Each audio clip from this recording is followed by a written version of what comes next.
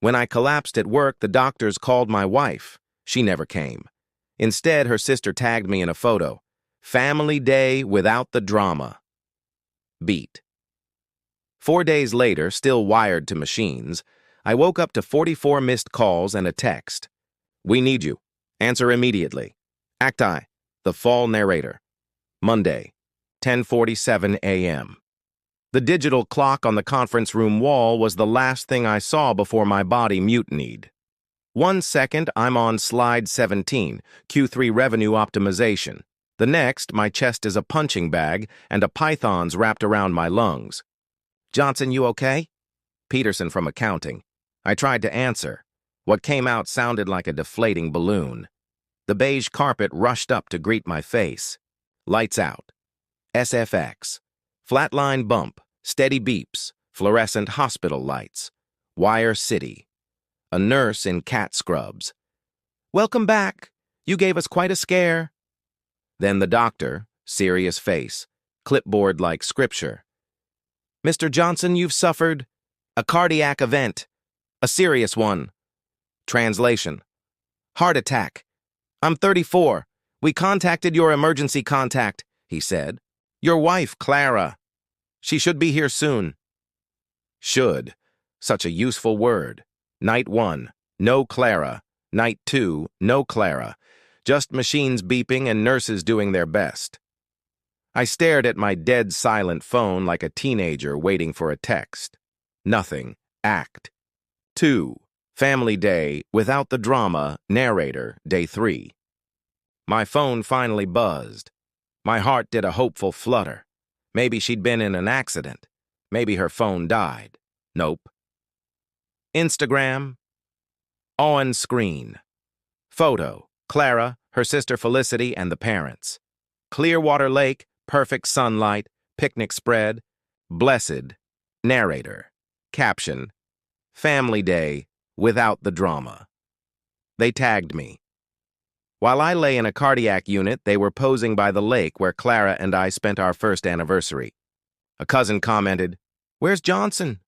Felicity replied, "He's taking time to work on himself." My journey, apparently. Something inside didn't snap. It shut off, quietly, permanently. The disappointment center went dark. Act 3, 44. Missed calls, narrator. Then came the buzzing. 44 missed calls in 2 hours. Clara and her dad. Robert, ping-ponging desperation. One text, group thread. We need you. Answer immediately. No, how are you? No, are you alive? Just a command, like I'm a customer service. Line. And then I remembered my grandfather, Elias, the one person who never wanted anything from me. I called. He answered on the 3rd ring. Which hospital? 1 hour later, he was at my bed. He looked me in the eye and said, "You look like hell." Honesty felt like oxygen. In 30 minutes, he did what my wife hadn't. Asked the right questions. Symptoms, history, allergies, stress. He knew my dad died at 52 of a heart attack. Clara didn't. Insurance tried to stall a test. Elias took out a paper checkbook and paid on the spot. Run the test, he told them. Then he opened his tablet. Let's look at your finances. Act 4, the autopsy narrator. What he showed me was an autopsy of my bank account. 5 pipelines bleeding cash to Clara's family. Clara's emergency checking, Starbucks and Target. Felicity's boutique. Rent auto paid for 3 years.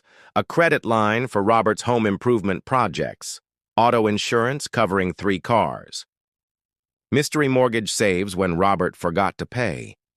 $54,000 to the boutique alone. Elias leaned back. Son, they don't love you. They use you. That night we started cutting cords, account by account, payment by payment. Every cancellation felt like a breath I'd owed myself for years. Act fee, meltdown. Mode narrator. The reaction was nuclear. Clara's voicemail. You're being selfish. This isn't how adults handle things. Felicity's text. My account balance is $19. Fix this. Robert. You're destroying everything we built together. Built. With my money. Within 48 hours, they pivoted to public pity. Felicity posted a shaky car video with piano, music. Sometimes loved ones lash out when they're hurting. Clara reposted, praying for my husband's healing, body, mind, and spirit. Comments poured in. So brave. Love wins. Family first. For a moment, I doubted myself. Then a hero, God bless the internet, commented with a screenshot of that lake photo. Interesting timing. Sympathy flipped to suspicion. Sponsors dropped Felicity's boutique. HR reviewed Clara. The mask cracked.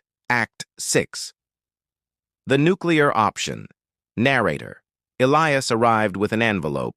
Printed emails. Robert and Clara to a lawyer specializing in emergency. Guardianships. They were trying to have me declared temporarily incompetent because I'd stopped funding them. The plan? Use my heart attack.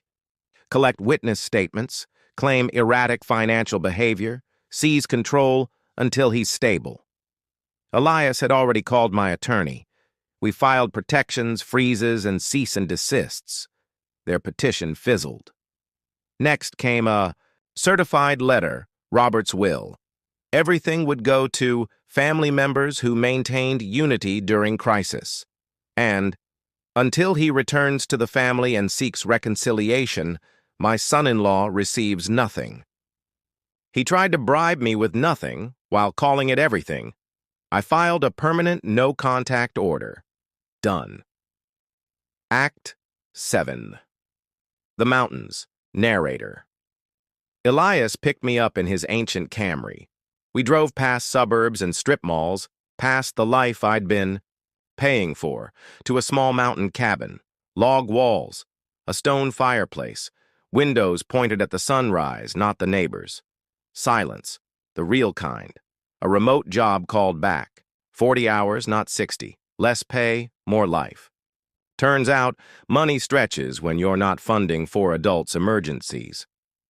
The first night I slept like the dead. The second, I woke to birds instead of demands. Elias sipped coffee and said, "You're not starting over with nothing. You're starting over without the wrong people." Act 8. Probing the Walls narrator. They tested the no contact like pickaxes on a castle. A cousin checking in, an uncle with news, a Christmas card from the Martinez family, all smiles in a stranger's living room. Desperation disguised as holiday cheer. A therapist even called Clara's, asking if I'd come to a healing session. I declined.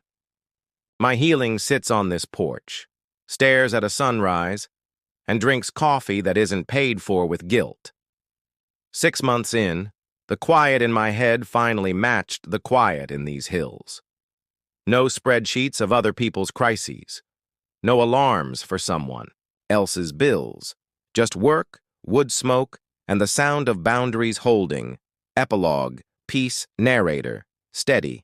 People can keep their stories. They can call you cold, unstable, or cruel when you stop funding their chaos. Let them. You don't negotiate with emotional terrorists. You don't apologize for protecting your life. And you don't confuse being used with being loved. When I collapsed at work, my heart told the truth before I did. Now every morning, it beats a little easier. Not because I have more, but because I finally have less of what was killing me. On screen, fade out. Choose peace. Choose boundaries. Choose yourself. Music out.